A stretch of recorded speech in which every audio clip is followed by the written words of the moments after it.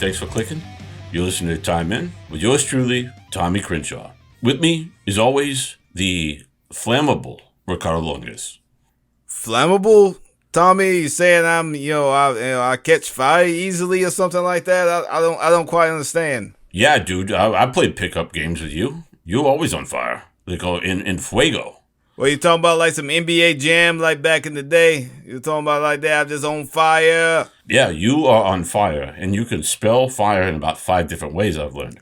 Multilingual Mr. Lungus is what they call me sometimes. You Yeah. know, when I'm out on the streets. Yeah, dude, I say you spend way too much time on the streets. Because you know how you know a guy spends too much time on the streets? How's that? The amount of nicknames a guy has. Hey, I get around. I like to make friends, Tommy. I like to make friends. And speaking of friends, we got a friend of the show with us again today.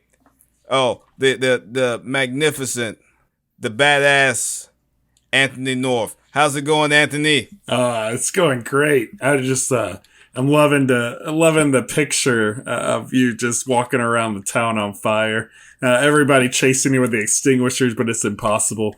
The flames will not go out. Hey, like Tommy said, I'm on fire, baby. I'm on fire. So yeah, we got a nice a nice little show going on. So I want to talk about something that I'm always entertained by, and that's celebrations. Oh yeah, All sports. I mean, every sport does it. I mean, you got golfers do it. We know that lawn bowlers do it, and definitely. that gets crazy. But slam ball does it. Surfers. Every sport imaginable does some type of celebration. Gone are the days where you say, "Act like you've been there," which you can't say that now because you say, "Act like you've been there." Well, a guy in his head says, "Okay, if I've been there in my mind, now I got to top that." So he's gonna go and like bring fireworks, like into like the goal or the whatever the sport is. He's gonna bring fireworks. I seen a surfer try that once. This was in Portugal. I got invited to watch these. He's shooting fireworks from a surfboard, but they didn't really go off because the water and unless you got M80, they're not going off in the water. Well, give me y'all's favorite sports celebrations. One of my favorite sports celebrations is it's a traditional thing. It's something that's been going on for years. Everybody knows it. It's the Lambo Leap. You think about it. The Lambo Leap. It's just a great thing. You run down there. You ran through all the defenders. You caught the ball in the end zone. Whatever you did, and you just bam. You go jump up in the crowd. The crowd gets to pat you on the back. Hey, you did a good job there. Hey, it's a perfect thing. That's one of my favorite celebrations. Now, on the opposite of that, a celebration that I find kind of disgusting is something called a shoey. And if you don't know what a shoey is, it's something that I know I'm going to pronounce his name wrong. Wait. What's that? Is that the Rex Ryan thing with his wife? Don't even get me started on Rex Ryan. That's a completely different. I'm not touching that one. I'm not trying to kink shame him. I'm just saying I'm not going to touch that. But Daniel Ricardo. I know I'm pronouncing his name wrong. I know I'm doing it wrong. I'm sorry. That's okay. Some people mispronounce their own names. He's probably done it. Exactly. And you know how people, when they win, he's a Formula One driver. Formula One drivers, they win a race, they celebrate with the champagne. Well, yeah, because they're glad to be alive. Exactly.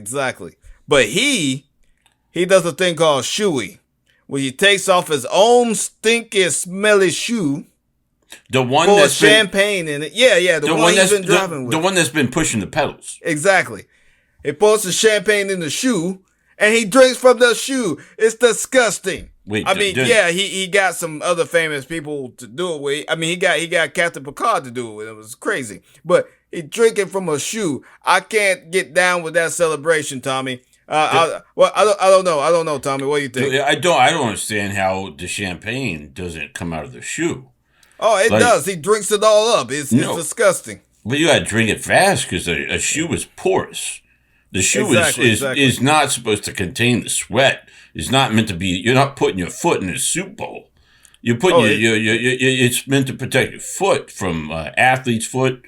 Though some people argue that race car drivers are not athletes, so if they get it, it's called just driver's foot or something like that. But so does he line the shoe with like a plastic Hey, bag? he just pours it in real quick and drinks it real quick. That's all I know. I just see him do it. I find it disgusting. But hey, he enjoys that celebration. What do you think, Anthony? I think baseball's got the best celebrations. I mean, think about how much those people love to watch somebody do something great and then hate them for it. But my favorite is Kike Hernandez going up and slamming Cody Bellinger after a World Series. Finally, it's been 20 something years since they've won the World Series. Goes up and takes Cody Bellinger's arm off. And Kike Hernandez is about 5'3", 120.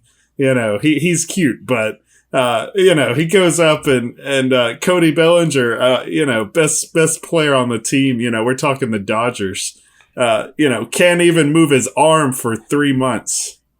That's a great celebration. That's the kind of celebration that warms your heart right there. Yeah, for the listeners out there, the arm was not physically taken off the body. The arm wasn't detached. Well, it was taken off in spirit. Right, but there are times we've heard in some sports where limbs. I'm not just talking about the gladiator days, but there was some cricket player a couple hundred years ago that swung a cricket bat and his arm came off. I think that dude had lupus. I think he had lupus or leprosy or crickets or rickets. I think it's rickets. That's what he had. If you got really bad rickets, it can cause your arm to go flinging off. I think I watched a documentary or something on Netflix or something like that. It's an overhanging condition, is what they call it. And so if you got that, you shouldn't play certain sports. And very true. Very true. And then the tropical stuff, the mosquitoes the size of pelicans in certain places. You can't exert yourself. And those are players that go play in Mile High Stadium. They're not used to the high altitude. You got to do research on where you're playing the game. Exactly. And